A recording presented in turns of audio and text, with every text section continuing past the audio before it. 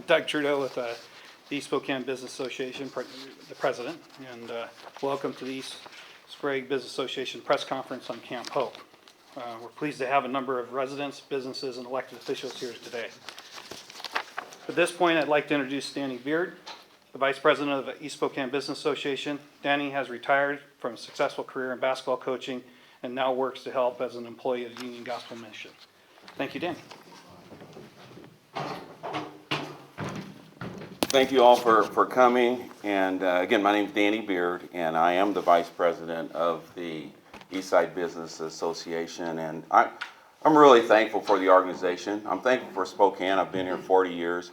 What a great city. You know, I had the honor to have a gentleman come to the city in May, and I took him out for lunch, and he's actually Assistant Attorney General for one of the states. And he just talked about how beautiful Spokane really was. And I said, I agree. We were planning on staying here 3 to 5 years, and now we've been here 40 years. And so I said, hey, I want to show you something. So I took him down to what my terminology is Tent City. And we drove around there, and he was going, what in the world is going on? He says, this is inhumane. He said, how did Spokane allow this to happen? So that's the question I'm asking. How did we allow it to happen? Well, as the association, we support all the East Spokane business districts by preserving and improving its unique facilities, infrastructures, commercial interests. But we do more than that. We as an organization, we take care of our community. We have duty not only to the business in our neighborhood, but to the residents that support our businesses. We can no longer stand by and watch Camp Hope. There's still confusion for me on that name, Camp Hope, okay, negatively impact our communities. Says the East Spokane Business Association calls upon appropriate state, county, and city governmental authorities to take immediate and necessary steps to remove the illegal camping on the public property, commonly referred to as Camp Hope. And we're asking you to do that before Thanksgiving 2022. It says the continued existence of Camp Hope has numerous, enormous, deleterious effects on the more than 20,000 citizens and 18,000 businesses that reside in the East Central neighborhood. In addition, humane and compassionate care for the 200 plus residents of the Camp Hope can be served much better by other existing facilities for the unhoused, so that Camp Hope occupants do not experience the harsh effects of the upcoming cold weather and continually unsanitary conditions. It says again, for continuing existence of our business and safety of our citizens, we need Camp Hope gone before Thanksgiving. Thank you for being here. Thank you for listening. Action is needed. God bless.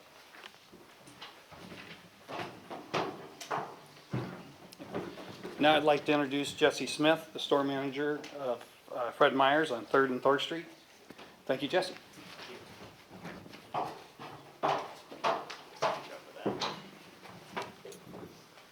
Hello, my name is Jesse Smith, and I'm the store manager at the Fred Meyer Thor location. I have been at this location for almost 4 years now, and I've had the privilege of serving this great community. We have realized a huge spike in crimes of all kinds in and around our property every day and at all times. This past year, something changed, and I would like to share with you some of the experiences myself and my team have had. We deal with drug transactions being done in our parking lot on a daily basis. This is being done in plain sight with no regard to who's around. We have had to have paramedics respond to administer Narcan for people that have overdosed. We have people conducting prostitution transactions in our parking lot. Our customers and associates have been propositioned on multiple occasions. People have been abducted and raped in our parking lot. We have had fights break out in our parking lot with people being seriously injured, requiring medical attention. Customers and associates have been assaulted inside and outside of our store on numerous occasions. We have had ongoing issues with both customers and associates receiving aggressive threats of physical harm. Our associates have had their personal property stolen from them at work. These are people that just wanting to come to work and support their family and community. We continually have to close our restrooms for cleaning and maintenance due to people smoking illegal drugs in them. These drugs have very toxic fumes that my customers and associates have to deal with multiple times a day. We have people coming into our bathrooms daily that will smear feces and put graffiti on the walls. They attempt to flush drug paraphernalia and dirty articles of clothing. I have on countless occasions had to ask people to leave the location because they are cursing and yelling obscenities at my associates and customers. This takes a toll on my associates to have to deal with this every day. I have had my life and the lives of my family threatened on countless occasions. Watch your back or I will dust you. Countless racial and derogatory terms I would rather not state here today. I have to drive home a different way each day to ensure that I'm not followed so that someone does not follow me home to make good on their threats of violence. We have had multiple associates just up and quit because they don't feel safe anymore, including an associate that's been with us for over 15 years. I have had multiple customers state to me that they love shopping at the store, but with a bad element, they will not be shopping there anymore. We have had our shopping carts stolen on a daily basis and sometimes brought back, but broken and burnt up.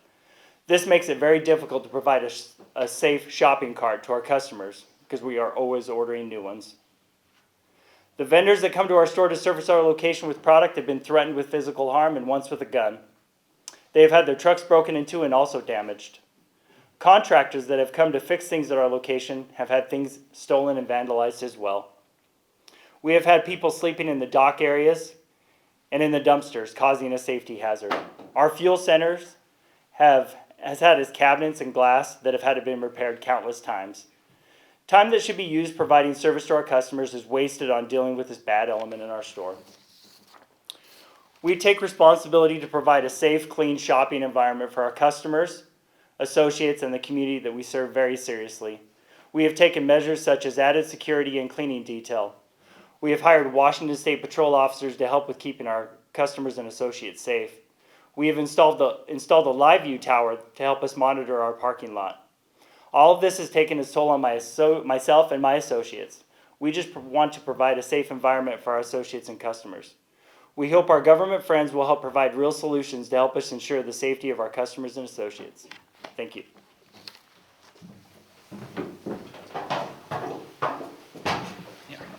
Our next speaker is Doug Schroeder. Doug has lived in the neighborhood for nearly 40 years. Doug attended Phillips College and is a 22-year veteran of the military. Thank you, Doug.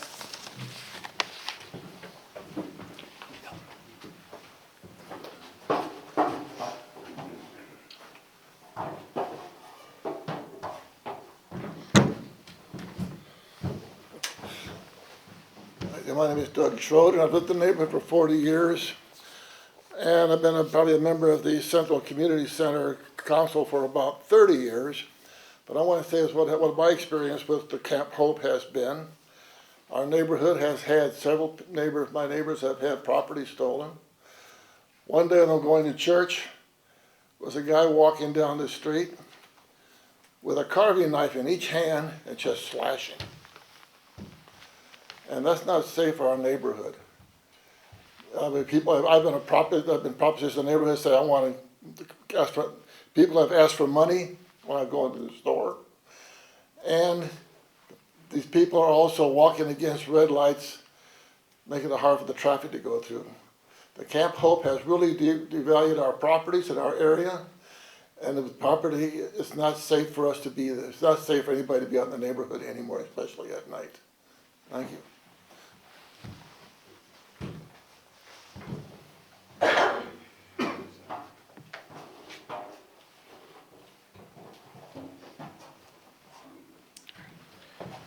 Thank you, Doug.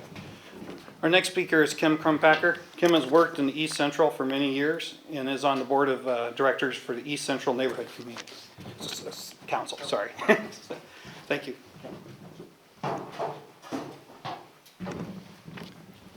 Yes, I serve on the executive board of the East Central East Central Neighborhood Council, and we just passed a resolution last week to have the homeless camp reestablished into available shelters by this Thanksgiving. We were told at our April meeting by the Washington State DOT that the homeless camp would be temporary and would be moved out in just a couple of months. Well, 6 months later, it's bigger than ever, I think 300 to 400 people. And with all the resources and everything being poured into this, it's getting more and more established, and maybe the best word is entrenched. So as far as local businesses are concerned, the location of it is really putting a strain on them as far as property crime is concerned. It's property crime like we've never seen before. I work at the business park here, and we've had it pretty easy over the last few years as far as crime and security and that kind of thing. But in the last 6 months, since that camp has been there, we've had to add security at night, all night long, and on the weekend days. In spite of the added security and its higher costs, we've had fences broken into, we've had gasoline tanks drilled into to have the gas stolen, catalytic converters ripped off the cars, trucks broken into, garbage dumpsters gotten into with garbage strewn everywhere, and warehouse doors ruined because they were being tried to be pried into for people to try to steal the stuff. You know, as far as we do have empathy and concern for the inhabitants of the camp. With the extreme winter months coming, I don't know how many people can fit into the warming tent shelter that they have there, but certainly not 300 to 400 people. And the camp management has talked about people sitting around open burn barrels at night and during the days during the freezing weather. That doesn't make any sense. And that, in accordance with our East Central Neighborhood Council resolution that we just passed, the homeless camp really needs to be gone by this Thanksgiving. Thank you.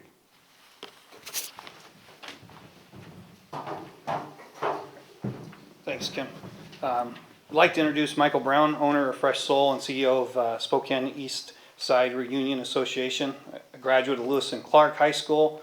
Michael has lived and worked in the East Central for much of his life.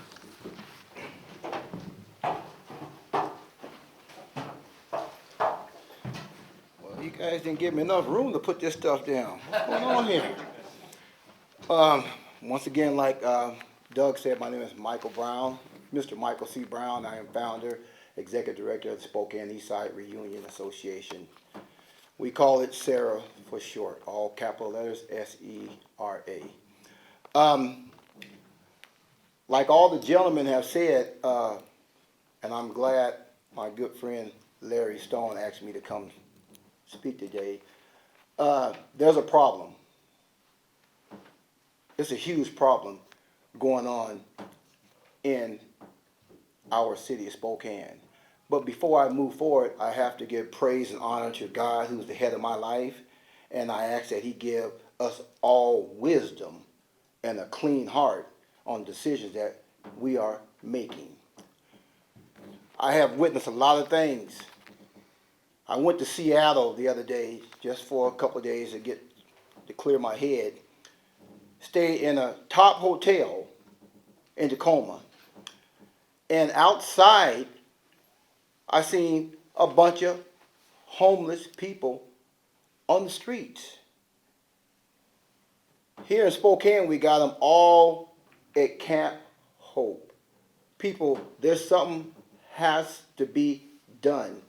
Everything these gentlemen have said has taken place. I have witnessed it on my own property. I have 2 or 3 properties along East 5th Avenue.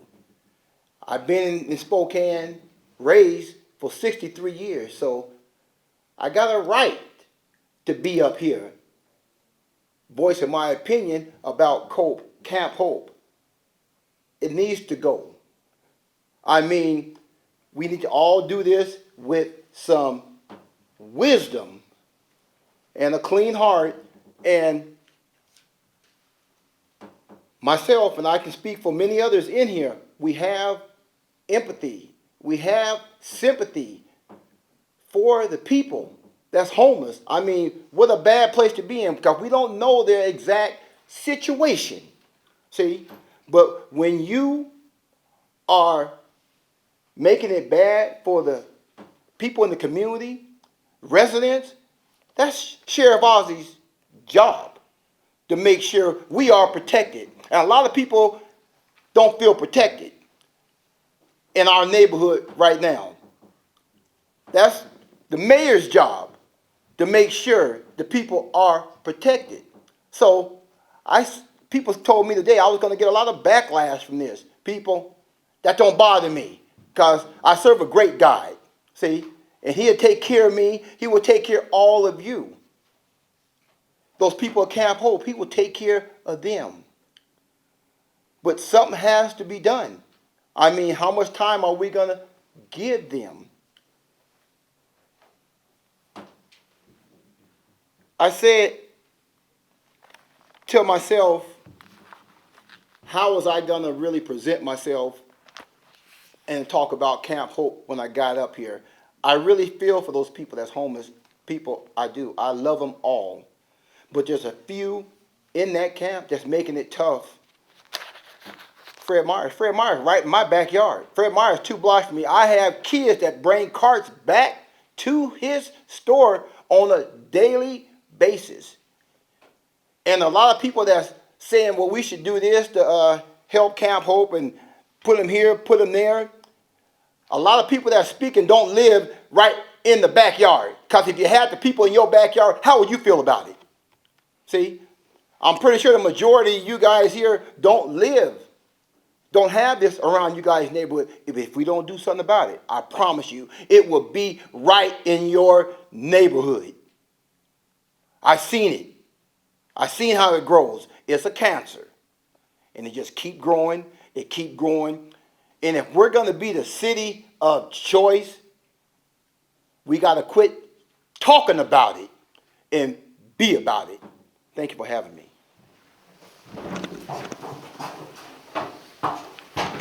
Thank you again, Michael. Thank you. So next we have Commissioner Al French.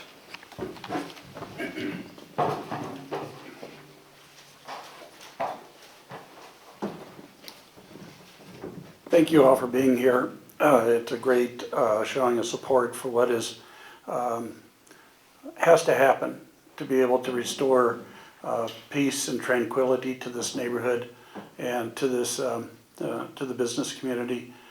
You know, I started my civic career in the mid-1990s, joining with my neighbors to try and get drug dealers out of the neighborhood park. And we were successful in doing that in partnership with city police. But it took all of us coming together to be able to fight that fight. And that's what this represents, is everybody coming together to say that we're going to do something to restore peace and justice to this neighborhood. My wife is a shopper at Fred Meyer. She visits the store a lot. And we were there on Saturday, and she said, "Would you go with me?" And I said, "Why? You go to Fred Meyer all the time." And she said, "Yeah, but now it's changed, and I'd like to have you with me." So I went with her, and we spent a lot of money. So, not my choice, hers. No, I just want to share with you that, you know, the Board of County Commissioners yesterday passed an emergency declaration so that we could empower folks in the community to take immediate action. Specifically, our sheriff, and I just want to say, much like I did yesterday, thank you, Sheriff, for your leadership. Thank you for your commitment to not only, you know, this community, but to this neighborhood. 20,000 residents are subjected. You know, we talk about the 200-300 that are in Camp Hope. We need to start talking about the 20,000 residents that are being subjected to criminal activity every day. That's the other part of this equation. And the 1,800 businesses, and I've talked to a couple of businesses that are at that point to where they're just about ready to lose their insurance coverage because they've had so many calls on the insurance that the insurance company is now saying, we can't afford to continue to provide coverage for you anymore. That's just wrong. And so I know that the sheriff and all of the other community partners are dedicated to doing this in a humane fashion. You know, I've said many times, we are all a compassionate community, but at some point, compassion becomes enabling. And I think we've reached that point. And we need to take affirmative action to help those that want to help a hand up. There are a lot of folks in this community. Union Gospel Mission is another destination my wife visits a lot. I keep on worrying that one of these times she's going to drop me off there. But a great organization in this community and stuff. So there are a lot of folks that are ready to compassionately help these people that need a hand up. But the criminals that are hiding behind the innocent need to be held accountable. And I know that Ozzy and I know Chief Meidel are committed to holding those folks accountable for their actions and stuff. So I thank you for your leadership, and I thank you to the neighborhood for standing up for yourselves. And we are there with you as partners to help restore peace to your neighborhood. So thank you very much. Thank you, Larry, for putting this on.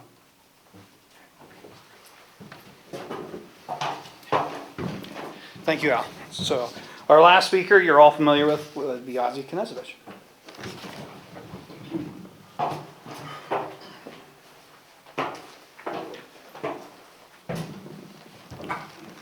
First of all, thank you for putting this on, Larry.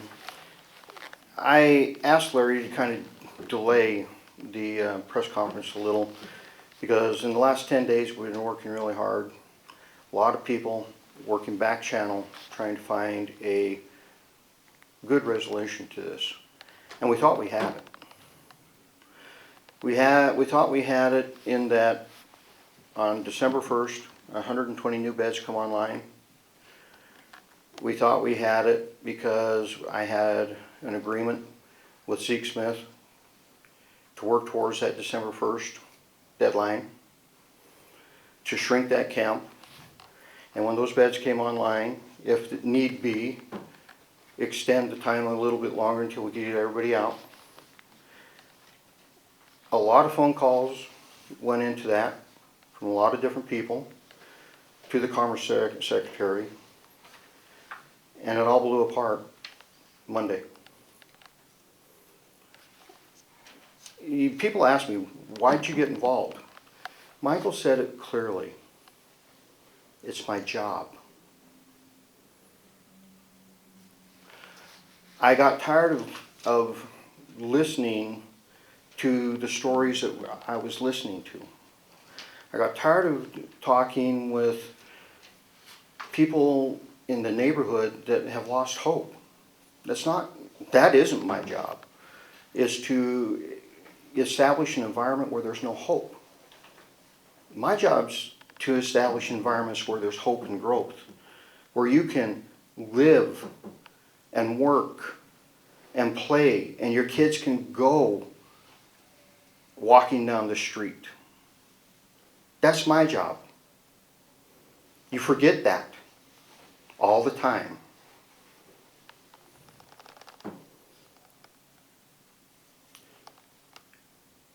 I sent an email last, I think it was Saturday. I think Jonathan may have been on that email list. Because every Saturday I go through things that I didn't get quite done over the week. And the emails I have to deal with are heartbreaking. And I had hit my level that day because of multiple phone calls to people in neighborhoods, multiple emails. So I just cut and paste and I put it in an email and I put the email tree out to our elected officials in the city, our elected officials in the 3rd, and asked, what do you want me to tell your constituents? Our constituents. What is it you want me to tell them? Because this father can't walk 3 blocks to a store with his young child because of the crime and the drug-infested neighborhood he lives in. What do you want me to tell them? Media, you got it all wrong. This isn't hope. This is hopelessness. And perhaps you need to do some real reporting on this, because there are people's lives that are being crushed. What happens if businesses start going down? You're going to create some more homelessness is what's going to happen, because people lose their houses at that point. When you break the economic engine of a community, it dies. This is a great community, an outstanding community. It has so much potential and so much giving tendencies. Why are we trying to kill it? And why are you supporting that death? We have bureaucrats making the decisions, folks. They're not elected by us, but they're controlling every aspect of our lives. Perhaps you need to reach out to those bureaucrats. We have a good plan. If they would simply come to the table, 4 weeks, folks, this is done. I have no doubt, 4 weeks, this is done. We can shrink that camp substantially within 3. We could hit, I believe, that before Thanksgiving date to a great degree. But I need bureaucrats to come to the table and do their jobs and help us do our jobs to protect you and reestablish the one thing that you've asked me to reestablish, your safety, and reestablish the hope in this community. You know, I work with Michael all the time. He does a great thing for our youth all the time. But if this continues, are you going to be able to, in good conscience, bring 100 kids into that neighborhood every week morning and provide what you provide them if it is overrun? That's a question you all have to factor in. What is the cost of doing nothing? Because nothing is what has been done. And they want to wait another 8, 12 months to get it done. 4 weeks, if people would simply come to the table. It's amazing that we can't overcome whatever the bias are, whatever the political nonsense is, to do what's right for people. Again, Larry, thank you for your passion. Thank you for the caring of this community. Thank you for what you do for the community, and all of you in this room for what you do for your communities. But most importantly, we need to make sure that Fred Meyer doesn't leave this community, because all the things he has to do, guess who's paying for that? One of the most marginalized communities in this region. Because he has to pass that stuff on to his customers. Without you having to do that, prices go down.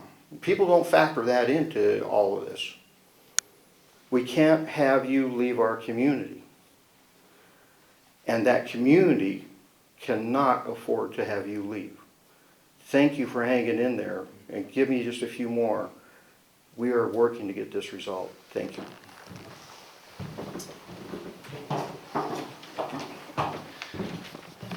Thank you, Sheriff Ozzie Knesmich. So that's the end of our program, although we'd like to open up for a few questions if anyone has some questions.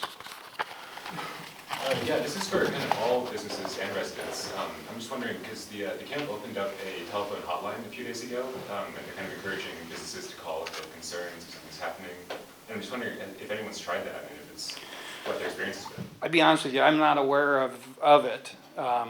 I'm not sure as a business in the community, or does anyone speak, they've heard of the new program? Yeah, so, no, good question. We have seen a lot of stuff come online in the last 30 days, but it wasn't there for the previous 6, 7 months, whatever that's been. I heard something of that today from one of my employees. And I also heard about them getting name tags, some kind of tags on them. And I told them I'm totally against that, tags, because there's some people out there that see these tags on these people that might open things up for them to go after the people. So I think giving those people tags that they are part of Camp Hope was a very bad idea. See? Yes, hi. I just have one question. So we heard about all the stuff that Fred Meyer is going through, and I'm so sorry that you've had to make all those changes. I do want to confirm though, is there talks that you could leave? Because you didn't say that specifically, so I just want to confirm. Yeah, I didn't make that statement at all. Okay, Yeah, perfect. no statement on that at all. Yes. Does Fred Meyer have any kind of total in damages or property that's been stolen over the last year or so? I'm just curious. Fortunately, I can't comment on that today. Another follow-up on Fred Meyer stuff. Are you able to confirm that these are in fact camp residents and a majority of these? Again, I can't comment on that. Yeah, I'd mentioned to the one comment on the dinner, I believe the police chief, Midel, commented that there was millions and millions of dollars that has been lost by box stores at the Y on the North Division, that they were able to verify that. So you only imagine, you know, the costs that's come to Fred Meyer's in our community. I had a question for the sheriff. In terms of bringing people to the table, you said bureaucratic entities. Can you be a little bit more specific as to who needs to come to the table to see that can't go away in 4 weeks? Pretty simple. Wasat, Commerce, they're the big players. They're the ones that control the money. They're the ones that control Frontier Behavior, or not Frontier Behavior, or Empire Health. Empire Health has told me very bluntly to my face, because they said he can't join in, he can't join in. So there's ones that you need to get with and ask when you want to come to the table. Those two entities. Yeah, I got a question. I've been talking to a lot of different police officers and things like that on the street, and while Ozzy is gracious enough to say that it's his job to bring back hope and to provide safety, it's really not. His job is to enforce the law, and unfortunately, our laws are a catch and release. Your problems with Fred Meyer's, with the drugs and the dealings and all the rest of that stuff, they're not even able to see somebody doing a drug deal and interact or arrest. People can be sitting there doing, you know, fentanyl on the street, and they can administer Narcan and kick them out, but that's it. I mean, it seems like hands are tied for you guys in a lot of ways for that. I'll be very well with you on that one too. You're right. Our state legislature, actually our Supreme Court, legalized drugs because our state legislature didn't have votes to do it. Once that happened, the legislature didn't fix the problem. And you can literally run around with about 100 pills, fentanyl pills, which is enough to kill you. Sure. And quite frankly, enough to sell, but you're not going to get arrested. That's what you call policy. Who set the policy? When I enforce laws, I bring hope. When I clean things up, I bring hope. Well, that legislation and our legislature and our Supreme Court and our governor have taken our ability to bring that hope to you by taking care of these issues. Exactly. By cleaning things up. So maybe it's time we think about who's setting policy. Yep. And change those who are setting policy. Maybe that's what needs to happen, because they apparently have lost touch with us and they have lost touch with our communities. But you're absolutely right. They've tied our hands. So for me, just real quick, follow up on that. I understand the impact of Camp Hope, and I could probably help you with that terminology if you want later on. But having them all in one spot, easily monitored, I mean, if you disperse them out in the community, is that going to end? I mean, I don't know. Where are they going to go? It's already happened. And it's not that they're dispersing, it's, you have that all over the city and it's growing. We disrupted a homeless camp up around Whitworth. I got a briefing Saturday on it. A mother and a son, and they're not from here, folks. They were from Montana. Why are they here? Winter's easier here than in Montana. We have developed a reputation of the destination place to come get free stuff. It's easy. We have enabled this. A handout is never going to fix this problem. A hand up is the only way we fix this problem. Improving people's lives improves their ability to move forward. Holding them down like this and enabling them and giving them free places to shoot up, in my opinion, I used to call it state-assisted suicide, now I just say it's homicide, because we know we're killing people. So why would we do that? So, having them there? No. Having them in proper facilities, improving their lives is the option. Not keeping this thing entrenched and growing, but giving them the proper options. Giving them a chance to repair their lives. That's where this all comes down to. And does it happen? We used to have programming in Spokane County Jail. I went to all those graduations. At Larry's ESBA meeting, the big one that he had a month ago, I had a mother walk up to me. Go, Sheriff, probably don't remember my son, about 9 years ago. He was in Geiger. He went through his graduation. He's been clean for 9 years. He has a job. He got married. And last week I had my first grandchild. You tell me it can't be done. If you want it to be done, it can be done. But the people that are in support of Camp Hope, they're not about getting this fixed. Because the minute that happens, their money goes away.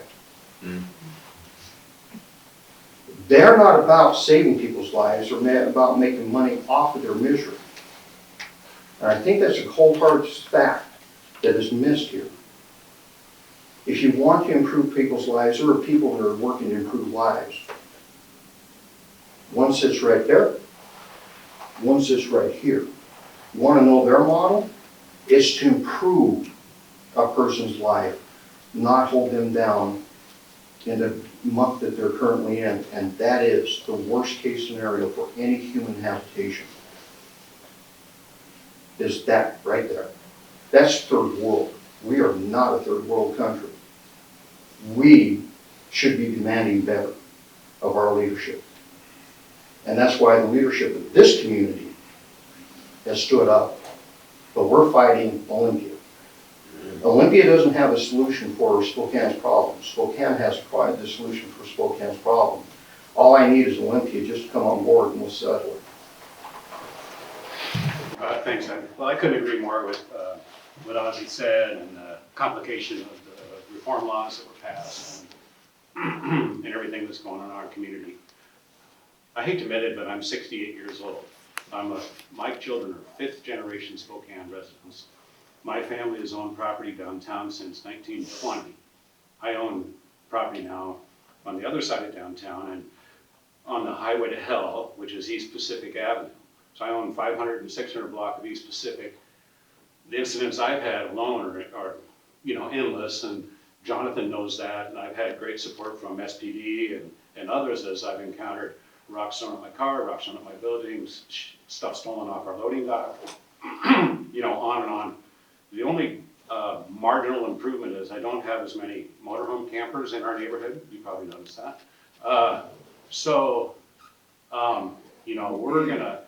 We're hopefully got our feet in the ground to save our city from all this crap, because the politics of what's going on with Commerce and DOT is BS. And, to a civilian, why aren't we trying together to solve these problems? I'll just tell you that through all this too, I broke my leg. I went to Starbucks on Division and 2nd, which has recently been closed. I've gone there for a long time. I have a great deal of empathy for those guys. And, you know, recently you had to use a drive-through lane, and, you know, when you go through that drive thing, like, that's a trip through a Halloween horror show in a lot of ways with the open drug use and all the crap that's going on down there. So I would just tell you that last time I was there, I'm in the drive-through lane, and there's a dude sitting right there with a hood over his head with a bunch of foil, you know, doing his crack or whatever. Fucker look, I'm sorry. So he looks up at me as I'm sitting there with my window down next to order. He's right there, and he looks up at me, and I'm sorry, I probably said something like, you know, maybe you could go do that somewhere else. You know, it really irritates me that this is happening in front of our businesses, and our proprietors are trying to conduct business. This guy's doing crack or whatever on his foil. That son of a bitch he spit at me, missed me. He threw a cup of noodles at my car and splashed it inside my car. I got out because I wanted to kick his ass, and didn't go very well for me, like on TV. So I got out, slipped on the rainy sidewalk, and I broke my flipping leg. I don't know where these losers live, but they flaunt the law. They don't care. There's no repercussions. They can do this right in front of all of us, and it's such BS that, you know, our electeds need to, you know, fight back hard and change the reform laws that the majority legislature passed, and we need to enforce the laws that are on the books and close the camp. So, I haven't even told my wife that's how I broke my leg, but it's pretty irritating. Yeah. Still broken, but it's better. This will conclude our conference today. Please don't forget to take your media kits. On behalf of the East Spokane Business Association, we'd like to thank you for your time and hope you have a great day. And thank all our speakers that have been here today and everybody for being here. Thanks, everybody.